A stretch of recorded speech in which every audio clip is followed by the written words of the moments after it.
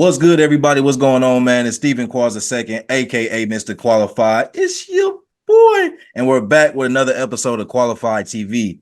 Man, got a very special guest today. You know what I'm saying? Don't have it happen too often, but got real deal fam in the building, real blood in the building. You know what I'm saying? But professional athlete. I'll let him get into the specifics and let you know exactly who he is, but. Go ahead, Cuzzo. Let the people know exactly who you are, what you do, man, and then we'll get right into it as we typically do. For sure. All right, my name is James Letcher Jr. I go by JJ. From Kansas City, Kansas, born and raised. Went to school in Topeka, Kansas, called Washburn University. It's a D2 school. I currently play football. I'm a professional athlete. I play in the Canadian Football League.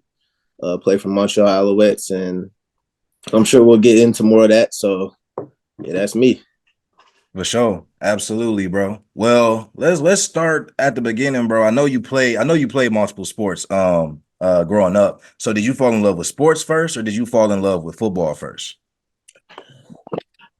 Man, I think I fell in love with football from the jump, bro. I've always had a football with me, bro. You know, my pops played, so I didn't really get to see him play growing up because he was already past that part of his life. But I just fell in love with football. I can remember my first game.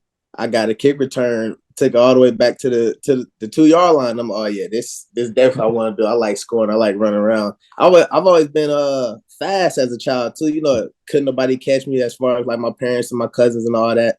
So I mean, I just fell in love with it and ran with it. Yeah, no, that's definitely real. When do you feel like you realized that when did it become serious for you? So like it was one thing when you realized early like it's something that you like doing or something that you could have fun with. But what was the age or grade where you felt like you started taking the preparation and the training for it serious, like even just in being an athlete in general?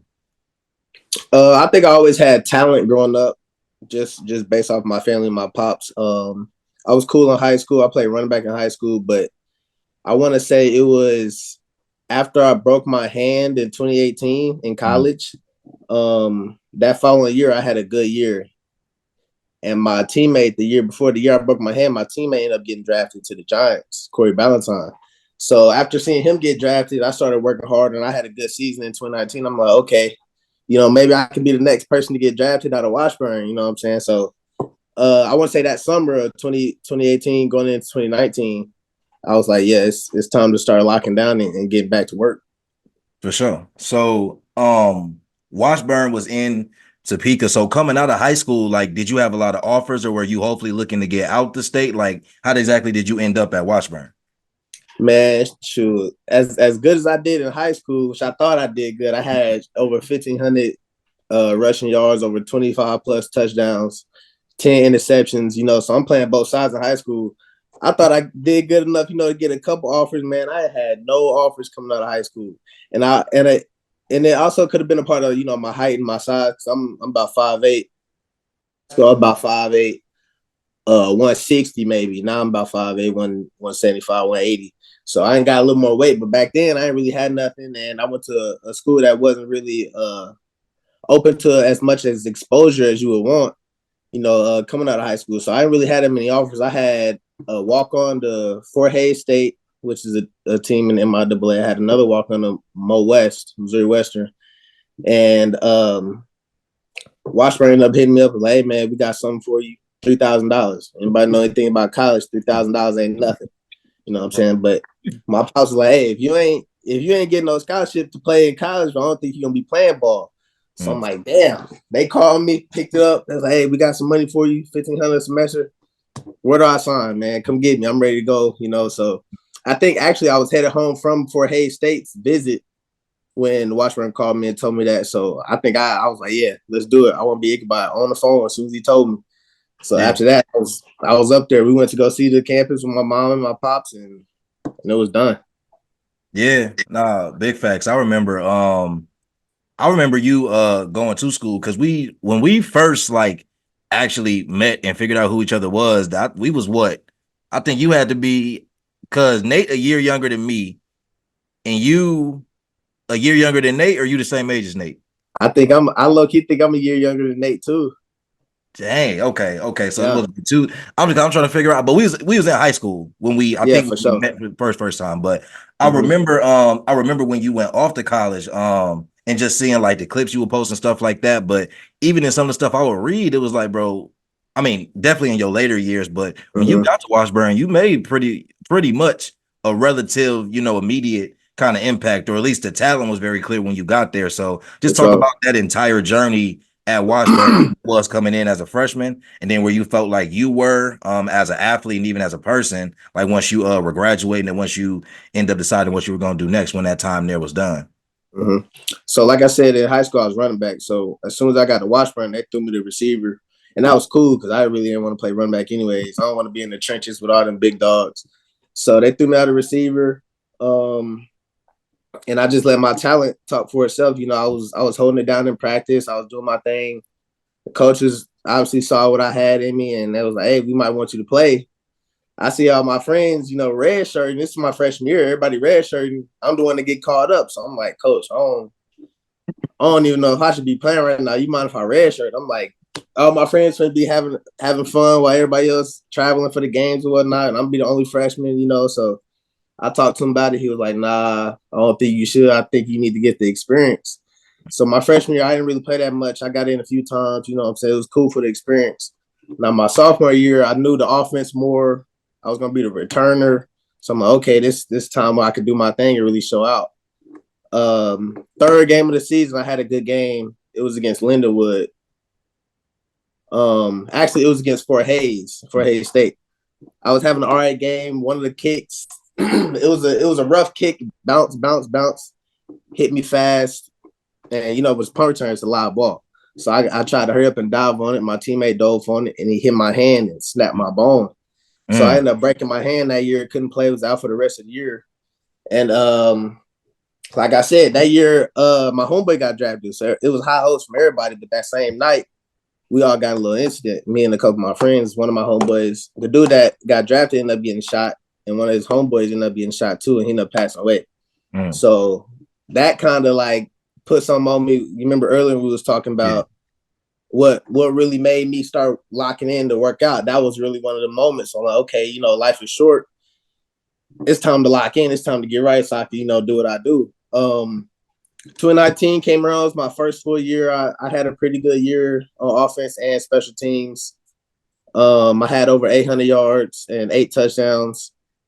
Um, then we had COVID. So Mm, COVID happened, and I'm like, man, I'm out. I'm thinking about transferring. I'm thinking about staying. I don't know what to do. I'm talking to my folks. Pops ended up getting sick, so we had to, take another direction in everything I was doing and making sure the whole family as a whole was setting together. So I ended up going home while Pops in the hospital. I ended up going home from April to August to camp. mm. Okay. Again, we didn't even play during 2020. So once I went back to school, we was just practicing. We was practicing and practicing. Fast forward to 2021 is the year it kind of like opened up for Washburn. That's the first time we went to the playoffs in like 10 years. We started off hot. We lost, I want to say, 2 or 3 regular season games. It was a different kind of vibe, different kind of atmosphere as far as Washburn itself and our team. Like I said, we went to the playoffs. We did pretty good, but we ended up losing first round to a triple option team. But a lot of people don't really do that. So once you go up against them, it's you're not really used to it. So um, and I had a bunch of achievements that year. I think I had like 7 or 8 All American awards off of kick Mm. return and punt return. So I was doing my thing that year, and then 2022 came around. And I had I want to say my first 1,000 yard and 10 receiving touchdown year that year, and everything else took care of itself for real. Yeah, no, bro, that's a crazy journey. I want to touch on a few things that you talked about. The first one, so when you were a freshman, and your friends, your homies, they redshirt, and you like, I can see it's a mix of, man, I'm trying to kick it, they still get to kick it, go do whatever, Uh, but then also like I ain't trying to step on toes either. Like I don't want them looking at me like I'm the one, getting taken. They all like however that could come about. But what Mhm. did it mean for you when your coach kind of gave you that encouragement, like, no, you need the experience? How did you take that, or how did that resonate with you at the current time as a freshman? Like, did getting that experience that first year pay off with what seemed to happen as time went on there? Yeah, for sure. When I first heard about it, I'm like, dang, man, because now I actually got to work hard. And instead of, red shirt, and you only practice 2 or 3 times a week. If you playing, you practice 4 or 5 times, then you getting ready for the game. Yeah. And once again, I knew I wasn't going to play that much because I was a freshman. I'm like, dang, like, I really got to go. Like, you ain't going to be playing me for real. Like, what's up? But later on, I'm like, it's cool. It wasn't bad. Like you said, like I said, the experience, it really helped me for that following year. And I was ready to go. Once 2018 came around, my true sophomore year, I was ready to play like I played all of last year. You know what I'm saying? I had the experience, I had the knowledge at the time for the game, and what I wanted to do with it. It just happened so short just because of the hand being broken. But it was cool. I think if you got the opportunity to do it, I think you should do it just to get the experience. Yeah. Was your hand was that your only like major injury? At least at Washburn specifically? Oh yeah, it was just man. Was the Everybody hand? get like minor, Yeah. twisted ankles and whatnot. But yeah, that was my only major injury that really sat me out. Okay, for sure. Yeah. So with that incident as well, definitely don't gotta get into details or nothing like that, but just with the aftermath of everything that happened, I know that you talked about that kind of being a turning point for you in regards to like realizing life is short and like really, really locking in on taking care of yourself from like an athlete standpoint, but just like living life to the fullest as well. Go into that a little bit more just at that time, because I'm assuming you about what, 19, 20 at the time Mm-hmm. that this Yeah. happened. So just speak about like where you really were in that moment and what that turn kind of looked like for you mentally and internally. It was tough. The whole situation that happened, it was tough. But after, it's like, you lose somebody so close to you, play with them. If you play sports, you went to war with them. You know what I'm saying? So losing somebody like that, it ain't easy for nobody. Um, but working out that year, that summer, made me want to do it for him. You know what I'm saying? Because he would have been here with us. It would have been his last year, I want to say. So I was just working hard. All my teammates, actually, we all stayed in to Topeka that summer and really like locked in for each other and whatnot. So it was big for me growing as a man, because I'm young. Like you said, I'm 19. It's 2019. I'm 19 at the time. I got to grow up. You know what I'm saying? This is my first time actually being around an incident like this. And if anybody around that kind of stuff, they don't want to be around it. You know what I'm saying? So I gotta grow up and learn quick. Started working hard. Had a good year, and that's when I like knew. That's when that flick switched. I'm like, okay, yeah, maybe I can actually do something with this. Let me lock in for myself. You know what I'm saying? Instead of it being for somebody else, let me do it for myself and see how far I could really go. See how far I could really push myself. And I feel like that just leveled me up. Yeah, yeah, no, that's definitely real, bro. It's really unfortunate, like that certain things have to happen in particular ways, like for it to kind of resonate with people. But I feel like anytime you go through any type of grief, losing somebody, losing something, having something drastic change, it just puts a lot in perspective, and it sometimes does give you that kick you need just to realize that, yeah, I'm doing this with somebody else in mind, but I'm doing it for myself because that's got to be the foundation of it anyway. You know what I'm For saying? sure. Yeah. Yeah. You also mentioned uh pops, and however comfortable you are in terms of like details and whatnot, I'll let you decide that. But of course, like the whole family was shook, by the news, and Yeah. then of course after that, just praying that things got better. And over time, of course, they did. But in that moment, man, yeah, whatever capacity you can speak to, what was it like just dealing with having a parent going through something like that while you in the midst of, trying to take that next step in your athletic career and things of that nature? Just how did you balance it all? Man, so Pops, I'm gonna just start with him. Pops ended up getting sick right before COVID kind of started becoming a thing. He had gut problems. It was like pancreatitis, and with that, he ended up having something else that made it even worse. So, like I said earlier, I was at home from April to August till camp started. He came home in May, and he was doing rehab and all that for all that and whatnot. And whenever I went back to school in August, he ended up going back to the hospital. He ended up getting sick again, and then he had 2 massive strokes, put him in a coma for a little bit. So at the time, I'm in college, and college is only an hour 50 minutes from my house, so I could leave and come back whenever I want. There's no problem. But he went back to the hospital, he ended up getting in the coma, and at that point, there's really nothing I could do at that point. You know what I'm saying? So, but be there for my mom, my sisters, and my family. So this is what I tried to do. I ended up coming home for break, and that was the first Christmas I had without pops. You know what I'm saying? So it kind of hit everybody in my intermediate family a little different because he's always been there. He's always been a provider. Taking care of us, getting us gifts, and making sure everything's straight. And I couldn't talk to him how I wanted to. So we'll go to the spot and see him. And during COVID, you couldn't really go in the hospitals and whatnot. They had a bunch of limitations and restrictions on what you could and couldn't do. So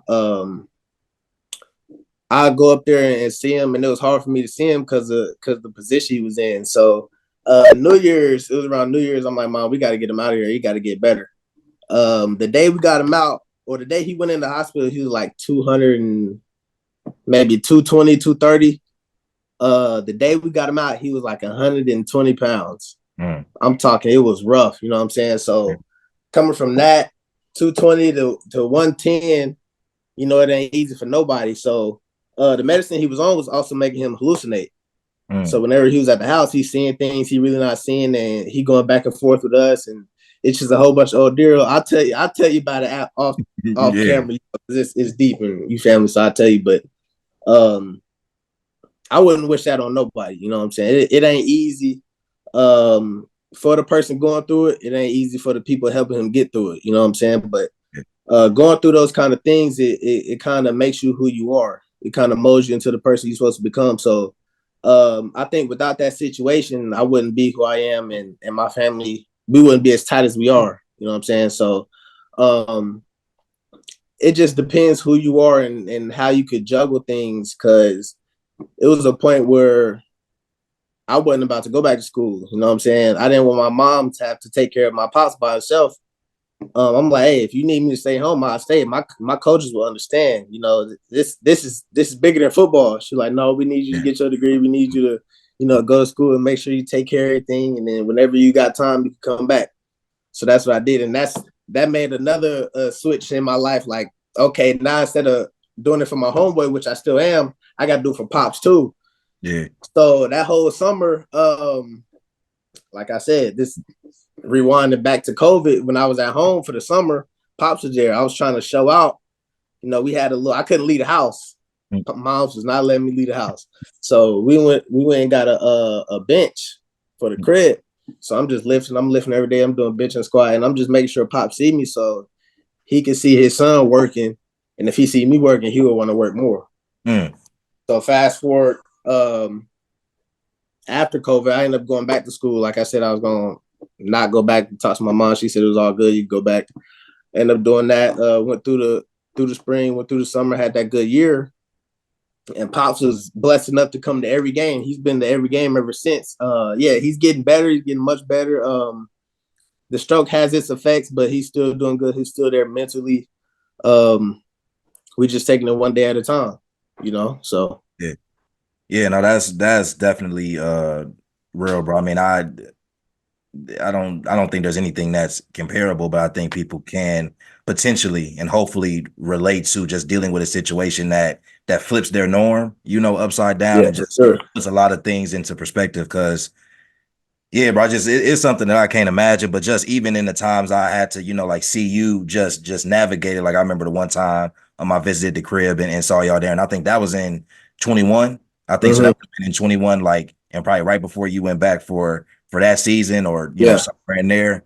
But yeah, bro, just a lot. But I could definitely see the effect it had, and it seemed like that next season. But I think that next season was when it really, at least from my point of view, like from seeing the highlights and stuff like that, like that's when things really took off. And you kind of talked about that a little bit earlier in the answer. But in that last year or two, what do you feel like you saw that kind of really put it in your head, like, yeah, I can declare and I feel pretty good about my chances of making it to the league? Like, what did you see change in you as a player on the field specifically?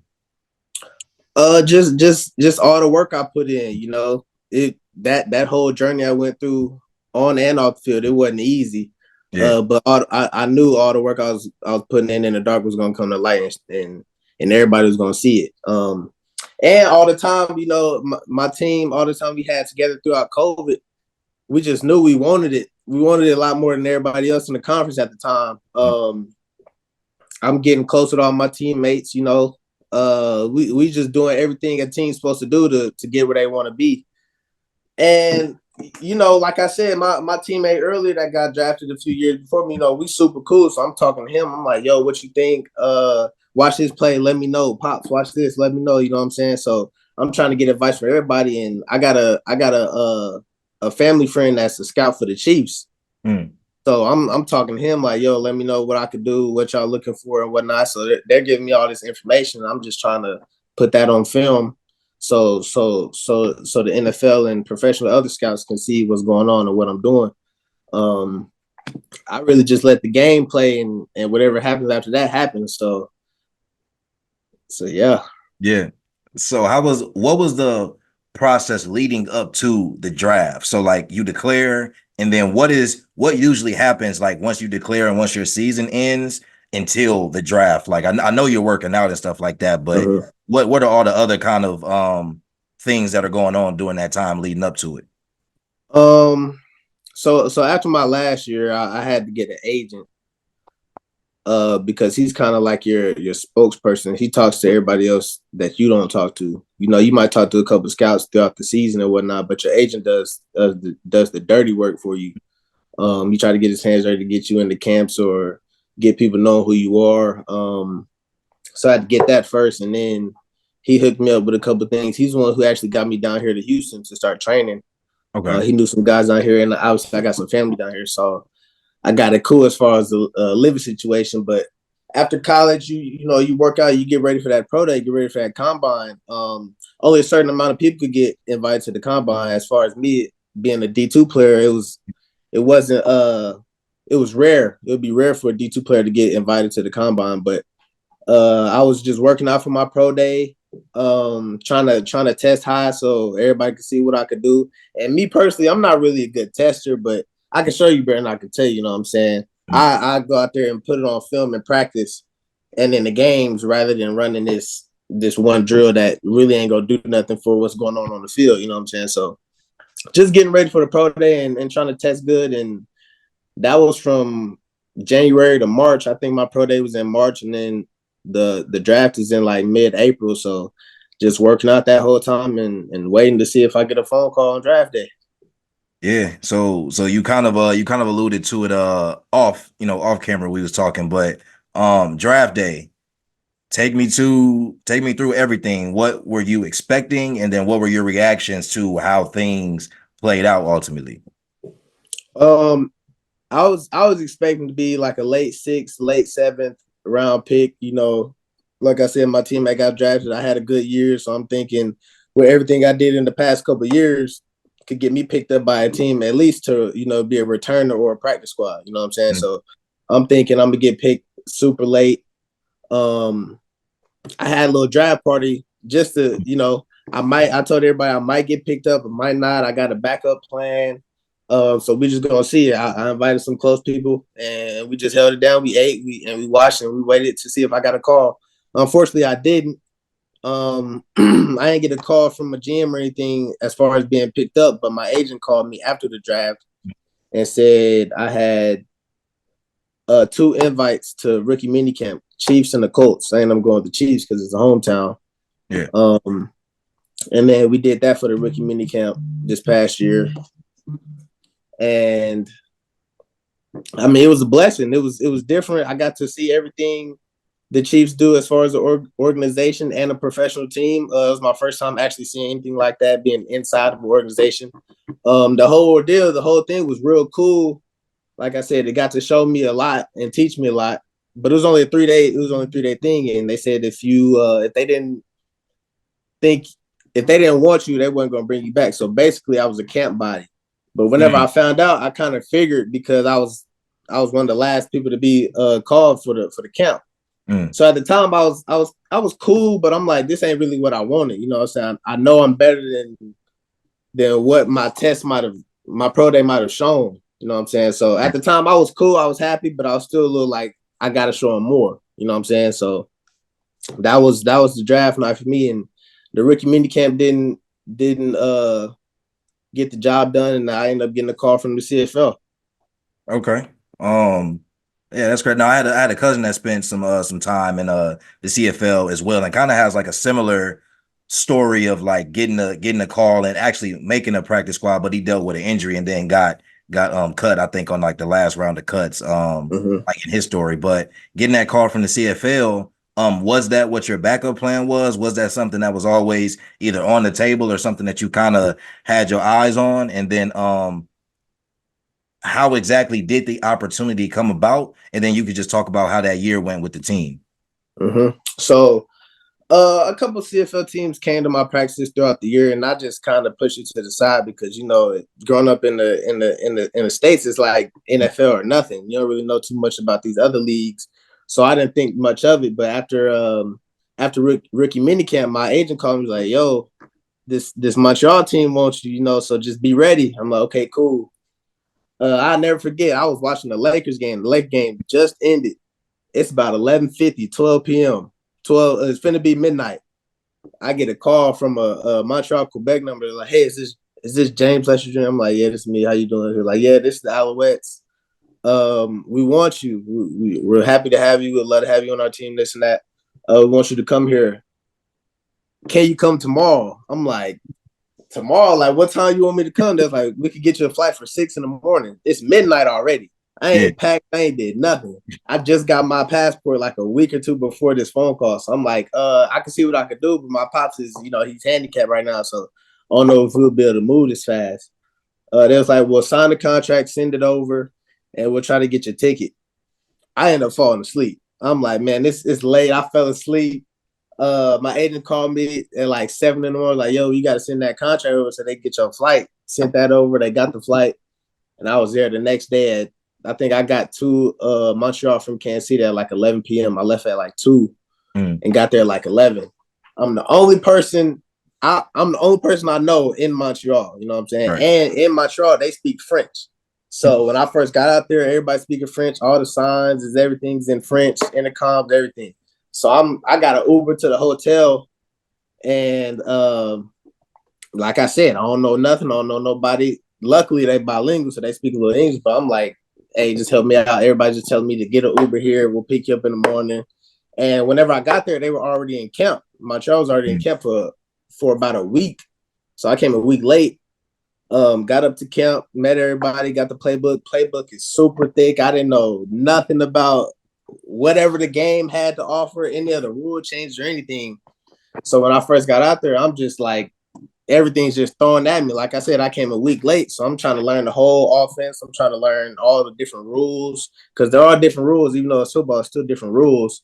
I'm trying to learn everything. You know, fast forward to our first preseason game. I didn't play the first half, but I got in on special teams the second half, had a couple good returns, and I think I made the team off the returns right there.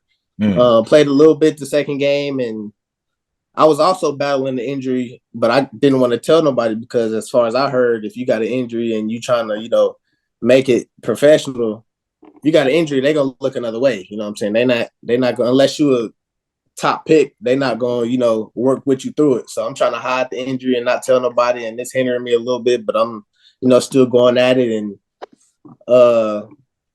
the day of final cuts, they end up calling me like, hey, how you doing? We're in the lobby waiting for you. Bring your playbook. You hear bring your playbook, you thinking it's over. You know what I'm saying? So I'll go down there. I see a bunch of my teammates. They sitting there. They all mad, thinking they finna get cut. They called me in. It was like, hey, you know, you had a pretty good camp, had a pretty good couple of preseason games. We're going to put you on the practice squad. I said, where you want me to sign? I'll sign right here, right now. It don't matter. Just let me know. End up making the practice squad team. And I was on practice squad we got 18-game season. I was on practice squad for about 14 weeks out of that 18-week season. Ended up playing the last 4 games, scored twice on special teams out of the 4 games, and then we went to the playoffs. scored the second week of playoffs of the East Finals, and then we ended up winning the Grey Cup.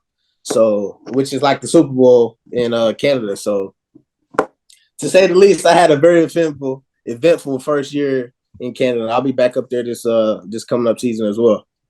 Hey, nah, man, that's a beautiful story, bro. And I mean, what was it like when you got that opportunity to actually play and make that impact? And did you see any difference in, or was there a difference in how the team not like treated you, but just their response to you getting your opportunity, like seeing you succeed and then ultimately going on to win that championship? Yeah, what was it like when the switch happened, or when you got the opportunity, rather? Just what was it like from the team?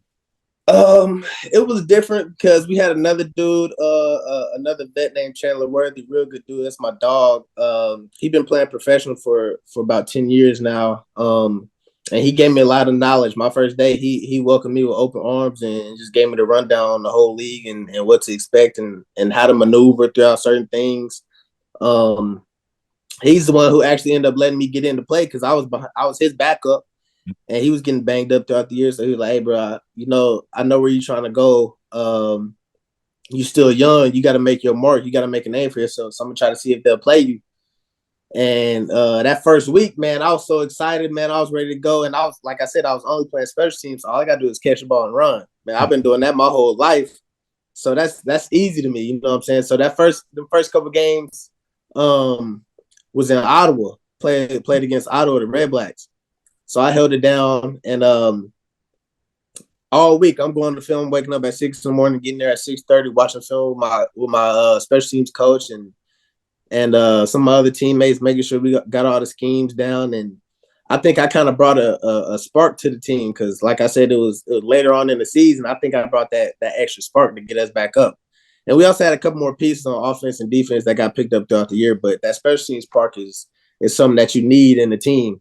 So, and I think everybody enjoyed who I am and what I bring to the table. I'm always here to make a guy laugh or bring joy to the team. So I think they welcome that as well, and everything really kind of took off. After that first touchdown, I think my first touchdown was a 125 field goal return touchdown. The field. So if you don't know, in the CFL, the fields are longer and wider than the CFL. I want to say they're 150 long and like 55 wide. So it's a bigger field for all that kind of stuff. The end zones are 20 yards and the field goals are in the front of the end zone. So if you miss a field goal, you can return it. If you don't, it'll be a point for the other team. So it's a bunch of different rules that I had to learn like that. So my first touchdown was 125 yards. And after that, it was just like he might be one of them dogs that we needed, we've been missing. And my coach all year is just telling us, everybody in this facility, everybody on this organization, on this team is gonna have a chance to play, and we're gonna need every one of y'all to play whenever that time comes. So, whole year I'm just waiting. My time comes to shine, and I do what I do, you know what I'm saying? So after that first one, everybody's rocking with me, and I'm rocking with them, and that momentum just carried on throughout the playoffs. And I think we was the hottest team at the time, and everything took care of itself. So I can't complain. I think they enjoyed me just as much as I enjoyed them. Yeah, no, that's very real, bro. You mentioned that patience and having it throughout the season. Would you say that patience is the biggest lesson, or a part of the biggest lesson you've learned just along your career or in your career so far? And if not, what has been the biggest lesson? I think it is patience, bro. Because in college, like I said, I broke my hand, and as much as I wanted to play, I couldn't play. I could have came back at the end of the season, the last couple of games, but what would that have done for me? I could have ended up getting hurt again. So I had to be patient. This past year, like I said, I was on practice squad all year, and I was just happy to be there because if I wouldn't have been there, I would have been in Kansas. I would have been back at home, living with my parents or whatnot. So just waiting all year and trying to get healthy and making sure I'm doing everything on the practice squad to help the people who are playing get better and get ready for the games to come. Patience is the thing, bro. I think good things come to those who wait. So I waited well, and a couple of the other teammates who was on practice squad with me, they waited just as long as I did, and we went to the top. We came out number one, so I can't complain about nothing that happened for real. Yeah, no, I love to see that, bro. What do you want to accomplish next? Another championship back to back. You know what I'm saying? I want to my personal accomplishment that I really want is to break the special teams record. I know I'm gonna play a lot more on special teams this year, and the record is 4 touchdowns. And I think I could break that and get at least 1,000 yards returning. So, but what I really want is that special teams record. If I get that, I'll be exactly where I want to be. So I feel that. No, that's real, man. But yeah, so we talked about a lot, man. We talked about your career. We talked about your journey as an athlete, as a man, even, and we talked about all the things you've had to persevere to get to the point that you currently are. So with all of the things that you mentioned, that you talked about, what would you say makes you qualified? man, just being who I am, man. I try to not to let nobody or no situation change who I am. And I stay at it, man. I'm a little dude. I've been little my whole life. I'm gonna be little my whole life. I take that with a grain of salt. I keep that chip on my shoulder, and I do what I do. I always been the underdog. Always been the backseat rider. You know what I'm saying? So I try to hold it down and just give everything I got with everything I do, and exceed expectations. For sure. I love that, bro. It's being a little dude, bro. It's just, I don't know, man. It's like it just is what it is. Like that It chip, is what it ain't never is, leaving, dog. It don't matter what man. we no matter what we talking about. That chip gonna always be there. Every time. And I'm the baby of the family, so everybody looking at me a little different. It's all good though. It ain't no problem. Ain't no problem. I feel it, man. Hey, anything you want to shout out, let the people know where they can keep up with all things you, anything else you want people to stay up to date on, go ahead and plug all that. I mean, sure, if you want to keep up with your boy, follow me on Instagram, 89 Problems. My number is 89 in CFL, so I had to change it from 13 from college to 89 Problems because I get 89 problems. If you guard me, go against me, you're gonna get this work, you're gonna get these problems. Like I said, that's 89 Problems. Just look me up and I'll hit you up, hit me back, we get to it, whatever. So For you know sure. what it is. Absolutely. Well, I mean, I hope y'all enjoyed it. Any athletes out there, I really hope y'all paid attention to the story and the journey. It's never linear. It's hardly ever easy. You know what I'm saying? So just find that internal motivation and keep pushing. But a lot of gems was dropped per usual. So if y'all ain't pick up on them, that's on y'all. But until next time, until the next episode, I'll catch y'all next week. Peace.